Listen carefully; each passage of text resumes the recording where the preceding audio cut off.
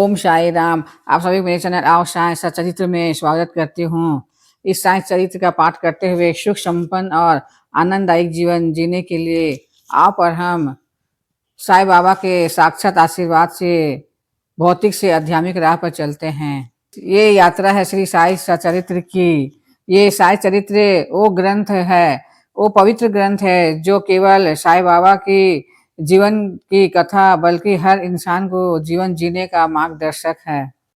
हम अध्याय 3 का पाठ कर रहे थे, जिसमें भिन्न भिन्न कार्यों की भक्तों की प्रेरणा इसका पाठ कर लिए थे। अब हम लोग पाठ करने जा रहे हैं बाबा के चरित्र ज्योतिष स्तंभ स्वरूप। अनेक स्थानों पर ज्योतिष स्तंभ इसलिए बनाए जाते हैं जिससे नाविक चट्टानों और दुर्घटनाओं से बच जाएं और जहाज को कोई भी हानि ना पहुंचे। इस भवसागर में श्री साईं बाबा का चरित्र ठीक उपयुक्त भांति ही उपयोगी है। बाबा की विशुद्ध कीर्ति का वर्णन निष्ठा पूर्वक श्रवण करने से भक्तों के पाप नष्ट होंगे, अतः वह मोक्ष प्राप्ति का भी सरल साधना है। आइए जानते हैं हमें इस पाठ से हमें क्या शिक्षा मिलती है। समुद्र में नाव को दुर्घटना से बचाने के लिए जगह जगह में ज्योति स्तंभ लाल बत्ती लगाते हैं और नाव की रक्षा करते हैं। जैसे कि जगह जगह में लाल बत्ती का स्तंभ लगा कर रखते हैं, कहीं भंवरा या कहीं चट्टान होती है तो उसके माध्यम से पता चल जाता है कि इस जगह में मतलब दुर्घटना हो सकती है, वहां नहीं जाना है।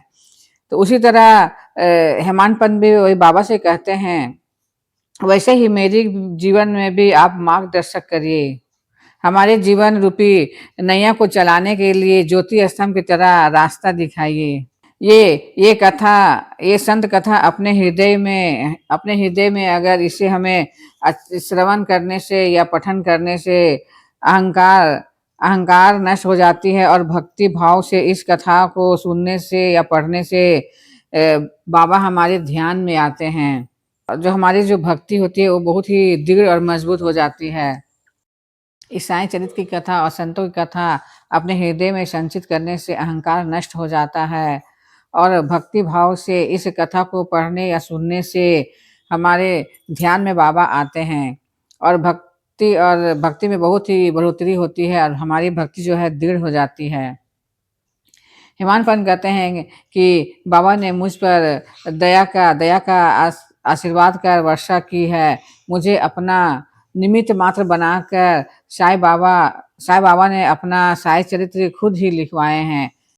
कलयुग में भगवत कीर्तन ही मोक्ष का साधन है, लेकिन अगर चरित्र और हरि कीर्तन का श्रवण करने से सुनने से अत्यंत ही सुलभ है, लेकिन उस पर हमें पूरा ध्यान देने योग्य है। जैसे कि इस चरित्र को अगर हम लोग श्रद्धापूर्वक मनन करेंगे, पठन करेंगे और इसमें गहराई से इसका पठन करेंगे तो बाबा हमारे हर इच्छा को पूर्ण करते हैं और हमारे साथ खड़े रहते हैं। अब हम पाठ करते हैं मातृ प्रेम। गाय का अपने बच्चे पर प्रेम सर्वविदित है। उनके स्तन सदैव दूध से भरे रहते हैं और जब भूखा बच्चा स्तन की ओर दौड़कर आता है तो दूध की धारा स्वतः प्रवाहित होने लगती है। उसी प्रकार माता भी अपने बच्चे की आवश्यकता का पहले से ही ध्यान रखती है। जैसे कि गाय के स्तन भी दूध से भरा रहता है और वे अपने बछड़ा का राह देखती है और जब बछड़ा अपने माँ के पास दौड़ कर आता है तभी माँ उसे दूध पिलाती है या दूध निकालने देती है। वैसे ही प्रेम हमारे साईं माँ का भी है। वे अपने बच्चों से भी इसी तरह प्यार करती है और जब हम बाबा की कथा पढ़ते हैं, सुनते हैं तो और बाबा का जब ध्यान करते हैं तो बाबा हमारे बहुत ही प्रेम से कृपा रूपी झरना जो है, बाबा का जो प्यार है, आशीर्वाद है, वो हम पर फूट ही जाती है। प्रेम पूर्वक हमें आशीर्वाद और कृपा करते हैं, से मेघ रूपी वर्षा का पान कराती है। जब हम भी बाबा का कथाओं का श्रवण करेंगे और मनन करेंगे तो बाबा का प्रेम अमृत हम पर भी बरसेगा और बाबा हमारा बहुत ही ध्यान रखेंगे। हेमांत पंत कहते हैं कि वे 1916 में हेमांत पंत नौकरी से निवृत्त हो गए थे और उसे पेंशन मिलना मतलब चालू हो गया था और उसके परिवार इतने बड़े थे कि उसका पेंशन से पूरा नहीं हो पा रहा था। हेमांत पंत कहते हैं कि मैं 1916 में मैं नौकरी से निवृत्त हुआ और उसे जो पेंशन मिलती थी उसे उसका कुटुंब में मतलब पूरा नहीं हो पा रहा था, उसका परिवार भी बहुत ही बड़ा था, इसलिए वो पेंशन से गुजारा नहीं हो पा रहा था।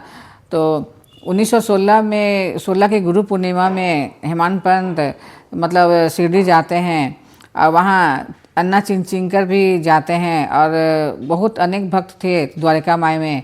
तो जब गुरु पूर्णिमा के पूजा के लिए सब भक्त वहाँ इकट्ठा हुए थे गुरु पूर्णिमा के दिन, तो अन्ना चिंचिंकर के मन में खुद आया कि वे बाबा से मतलब हेमांत पंत की सिफारिश करने लगे कि बाबा इसको जो पेंशन मिलती है इसका परिवार में पूरा नहीं होता है, इसका परिवार भी बहुत बड़ा है, इसलिए आप इसे नौकरी कोई नई नौकरी दिला दीजिए।